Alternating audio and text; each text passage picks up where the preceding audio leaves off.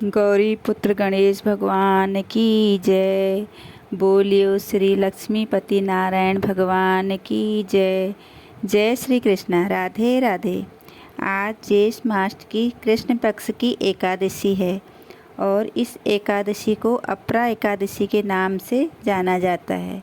स्वयं भगवान श्री कृष्ण जी ने कहा है, ये अपार धन देने वाली एवं पुण्यों को प्रदान करने वाली और समस्त पापों का नाश करने वाली है।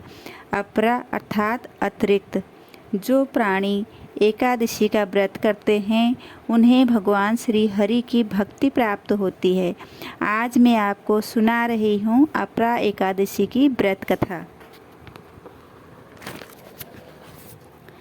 ज्येष्ठ मास के कृष्ण पक्ष में आने वाली अपरा एकादशी का वर्णन ब्रह्मांड पुराण में महाराज युधिष्ठिर और भगवान श्री कृष्ण के संवाद में आता है।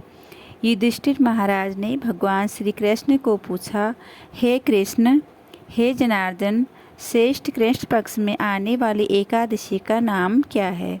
उसके महात्म्य के बारे में कृपया आप वर्णन करें। भगवान श्री कृष्ण युधिष्ठिर महाराज को कहने लगे, हे महाराज युधिष्ठिर, अपने सचमुच बहुत ही समझदारी का और वास्तविकता से देखा जाए तो सबके लिए हितकर प्रश्न पूछा है।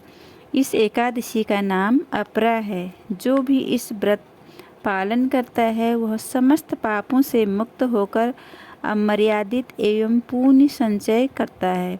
इस व्रत के पालन से अनेक घोर पापों से, जैसे कि ब्रह्म हत्या, भ्रूण हत्या, दूसरों की निंदा करना, अनैतिक स्त्री पुरुष संग, झूठ बोलना, झूठी गवाही देना, अभिमान करना, पैसे के लिए अध्यापन तथा वेद पठन, अपनी मर्जी से ग्रंथ लिखना, साथ ही झूठे भविष्य करने वाले, फंसाने वाले वैद्य मुक्त होते हैं।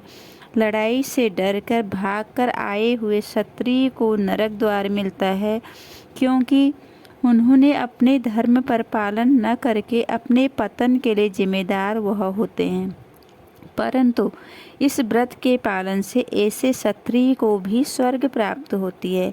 भगवान श्री कृष्ण ने आगे कहा, हे राजन, अपने गुरु से ज्ञान प्राप्त करने के पश्चात उनकी निंदा करने वाले शिष्य को पाप की राशियाँ मिलती हैं।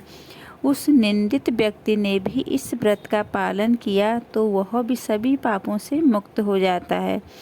हे राजाधिराज, कार्तिक मास में पुष्कर तीर्थ में स्नान करने से जो पुण्य प्राप्त होता है, पुण्य माघ मास में प्रयाग तीर्थ में स्नान करने से, काशी में महाशिवरात्रि पालन करने से, गया में जाकर विष्णुपाद पर पिंडादान करने से, गुरु जब भी सिंह राशि में आता है उस समय गौतमी में स्नान करने से, कुंभ मेले के समय केदारनाथ जाने से और बद्रीनाथ यात्रा करने से, सूर्य ग्रहण के समय कुरुक्षेत्री ब्रह्म सरोवर में स्नान करने से तथा हाथी, अश्व, स्वर्ण और भूमि दान से प्राप्त किया हुआ फल केवल अपना अपरा एकादशी के पालन से सहज ही प्राप्त हो जाता है।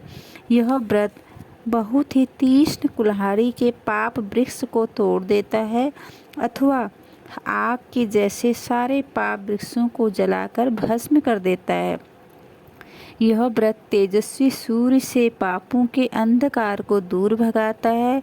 हिरण रूपी पापों को भगाने वाला यह सिंह व्रत है। इस अपरा एकादशी का पालन करने से और भगवान के त्रिविक्रम रूप की पूजा करने से वैकुंठ की प्राप्ति होती है। दूसरों के हित के लिए जो कोई भी यह महात्मा पढ़ेगा अथवा सुनेगा वह सभी पापों से मुक्त हो जाते हैं। तो ये रही एक अपरा एकादशी व्रत की कथा। जय श्री कृष्ण, जय श्रीमन नारायण। राधे राधे।